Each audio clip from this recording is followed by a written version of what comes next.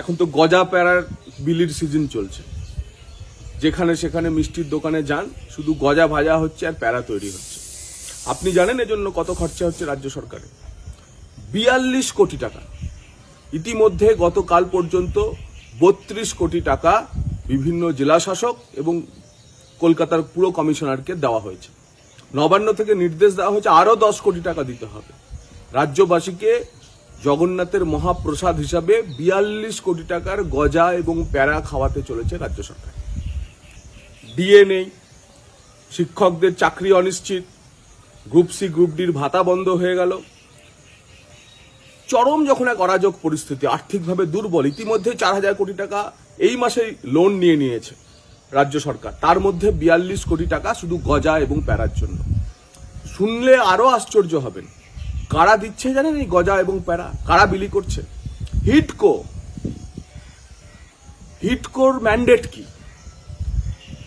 Token, appreciation এবং award, এই head থেকে এই টাকা দেদার জেলা শাসক এবং পুর কমিশনারদের দেওয়া হচ্ছে। হিটকো হচ্ছে হাউজিং ইনফ্রাস্ট্রাকচার ডেভেলপমেন্টের ম্যান্ডেট, অর্থাৎ সরকারের প্রমোটার, সরকারের ডেভেলপার। তার কাজ বাড়ি বানানো। তাও মেনে নিলাম যে মন্দির না, জগন্নাথ কালচারাল সেন্টার নামে হিটকো না হয় একটা বাড়ি বানিয়ে দিয়েছে, একটা মন্দিরের নাম দেওয়া হয়েছে তাতে। কিন্তু গজা প্যারা কি করে বিলি করে হিটকো?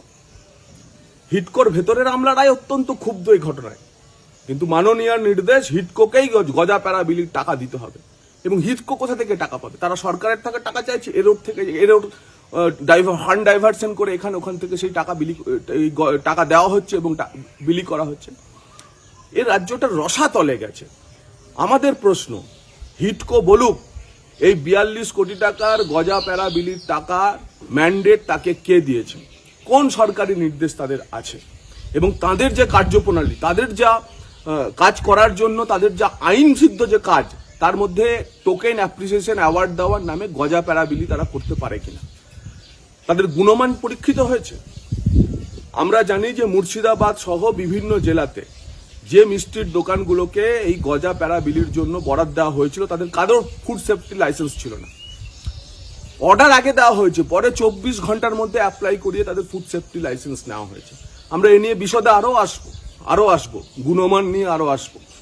কিন্তু একটাই প্রশ্ন, যে 42 কোটি টাকা হিটকো কিভাবে গজা প্যারা বিলির নামে বিভিন্ন জেলা শাসক এবং পুর কমিশনারদের দিতে পারে? এই অধিকার কি হিটকোর আছে? প্রয়োজনে হিটকো যদি জবাব না দেয়, সরকার যদি এর ব্যাখ্যা না দেয়, আমরা হিটকোকে আদালতে টেনে আনবো।